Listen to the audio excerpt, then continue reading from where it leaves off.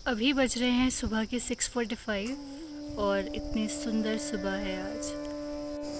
तो आज हमारे यहाँ पे कपड़े धोने वाला दिन है, तो सारे बेडशीट्स सब कुछ जितने भी कपड़े थे मम्मा ने धो दिए।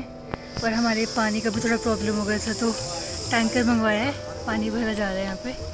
बाहर से टैंकर की पाइप लगाई है और बस कपड़े सारे धुल चुके हैं। यहाँ पंडित जी आ गए हैं और पिंडदान की तैयारियां कर रहे हैं। आइए जानते हैं आखिर पिंडदान है क्या। पिंडदान हिंदुइज्म का एक ऐसा रिचुअल है जिसमें पूर्वजों की शांति और सुखद अगले जन्म की कामना की जाती है। तो अब तो मस्त धूप आ गई है सोलन में। आज पूरा सनी डे रहने वाला है।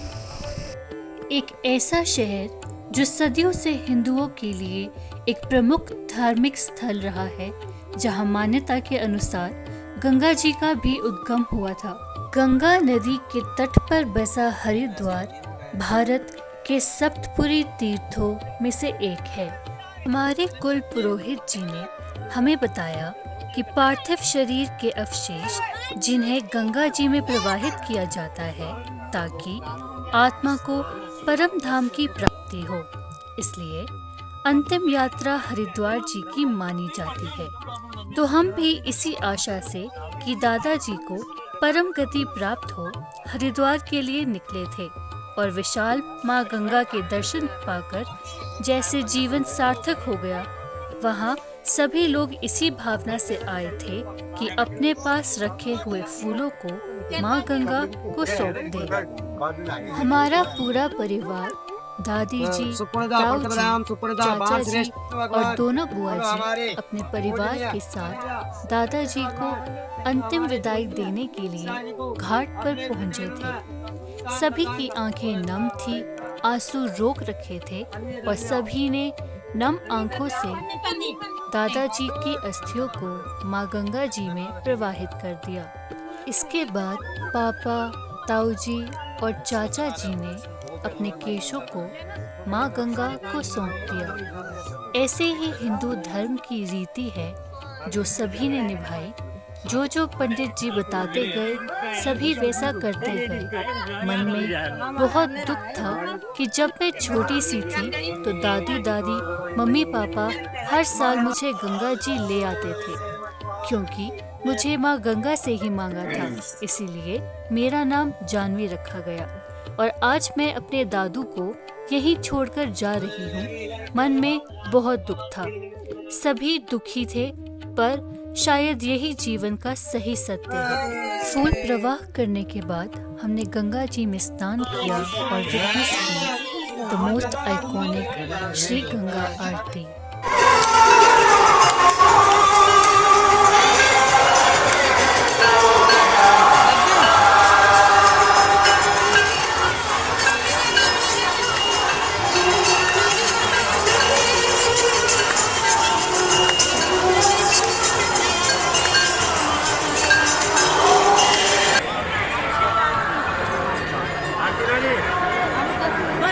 आरती ख़त्म होने के बाद हमने होटल रूम में चेक इन किया। वहाँ पे बहुत सारे होटल्स और आश्रम है, आप कहीं पे भी अपनी रहने की व्यवस्था कर सकते हैं। दिन भर ट्रैवल करने की वजह से बहुत ज़ोर की भूख लग रही थी, तो हमने चोटी वाला रेस्टोरेंट में शुद्ध शाकाहारी भोजन किया जो कि बिना तड़के का था। तुम्हारी चाचू की शक्ल बदल चुकी है, हम पहचाने तो बिल्कुल नहीं जा रहे। और अभी हम कुल्फ़ी खाने के लिए आए हैं। हरिद्वार में बिल्कुल मार्केट इतना बड़ा बन गया है, जैसे अमृतसर में गोल्डन टेम्पल है, बिल्कुल वैसा लग रहा है। हरिद्वार की सुबह मेरे लिए एक थेरेपी की तरह थी। हरिद्वार जितना सुंदर शहर है, उतना ही सुंदर इसके नाम का मतलब भी है। 2 शब्दों से बना है हरि और द्वार, मतलब गेटवे टू द गॉड और गेटवे टू पैराडाइज, स्वर्ग जाने का रास्ता भी कहते हैं लोग इसे। हरिद्वार में कई खास मंदिर है, पर कुछ जगहों की मान्यता बहुत है, जैसे कि हर की पौड़ी या हर की पैड़ी भी कहा जाता है। इस जगह का संबंध है समुद्र मंथन के इवेंट से। उस बीच जब असुर कलश लेकर दौड़ रहे थे, उस कलश से 4 अमृत की बूंदें धरती पर आ गिरी। उनमें से एक जगह है हरिद्वार। माना जाता है कि यह बूंद हर की पौड़ी पर गिरी थी। इसी कारण हर की पौड़ी पर स्नान लेना बेहद जरूरी माना जाता है। उसके बाद हम पहुँचे कुशा घाट, जहाँ पर गौदान और शैयादान किया गया। तत्पश्चात गंगा जी का रहस्य जानने के लिए पंडित जी से वार्तालाप की। राजा उस्मान ने तपस्या की, उनके बेटे जो है दलीप सिंह ने तपस्या की। दलीप सिंह के बेटे कौन थे? धीरज जी। तपस्या करते हुए 3 पीढ़ियाँ बीत गई थी, गंगा जी प्रसन्न नहीं हुई।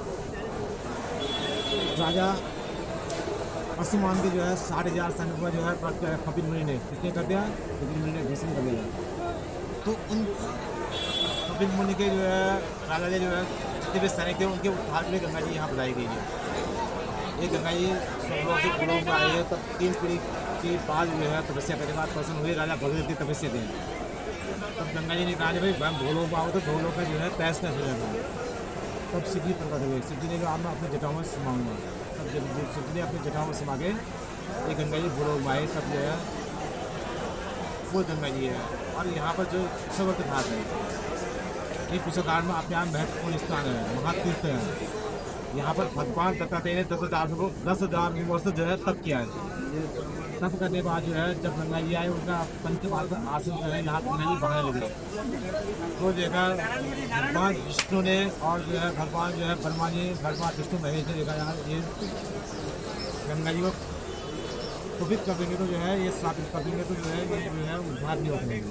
तो ब्रह्मा विष्णु महेश यहाँ आए, उनके आगे नतमस्तक हाथ जोड़ के जो है प्रार्थना करेंगे श्राप मत देना। और जो बर मानना चाहते हैं आप बर लाऊंगा। उनने भाई उन्होंने कहा भाई जो भी कुशा घाट में यहाँ कर्म करेगा मेरे तपस्थली में, उसका अक्षय का फल प्राप्त होना चाहिए।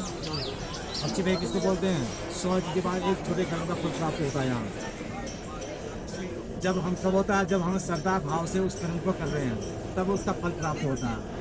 नहीं तो यहाँ लोग आते हैं, देखते हैं, अरे वो क्या ऐसा कर रहा है, वो ऐसा कर रहा है, ऐसा कर रहा है, उससे कोई फल नहीं है। भाई अपने काम से बड़ा मतलब है, हमारा क्या मतलब है? अपने कार्य से मतलब है। दूसरा क्या कर रहा है क्या नहीं कर रहा है, दुनिया बहुत लंबी चौड़ी है। दुनिया पता नहीं क्या क्या करती क्या नहीं करती है, उससे हमारा कोई वाक्य नहीं है। हमारा अपने कर्म से मतलब है। यहाँ आते वो ये स्थान है, ये कुशावार गंगा जी का महत्व है। कहते हैं हरिद्वारे कुशावर्ते नील के बिल्ल पर्वते स्नान कंठर तीर्थे पनक जो है निवृत्ति। जो भी व्यक्ति यहाँ पर आता है हरिद्वार में, हर की बड़ी में, कुशा घाट में, नीलकेश्वर बिल्कुल महाराज है, कंथल में है, सतीकुंड है, वहाँ स्नान करने के बाद जो है कुछ जीवात्मा को मुक्ति प्रदान होता है। हम मुक्ति और जो है उसको जैसे हम लोग एक शरीर से आते हैं दूसरे शरीर को प्रवेश करते हैं, इस प्रकार से उसको नहीं करना पड़ता है। कब? जब हम सदा भाव से कर रहे हैं। लाखों में एक बंदा होता है ऐसा, लाखों में एक बंदा जो होता है उसको जो है ये मोक्ष प्राप्त होता है। इसी तरह कई परिजनों ने गौ माता को चारा लिया और उन्हें खिलाया और फिर हम निकल पड़े अच्छे भोजन की तलाश में। क्योंकि हम अभी लहसुन और प्याज वाला खाना नहीं खा सकते हैं, तो हमने सादा खाना मंगवाया और वही हम सब ने खाना खाया। ये है मेरे ताऊ जी जो अभी अभी खाना खाकर फ्री हुए हैं। अब वक्त हो गया है निकलने का, क्योंकि हमें बहुत दूर जाना है, तो सबने अपनी यात्रा शुरू कर दी।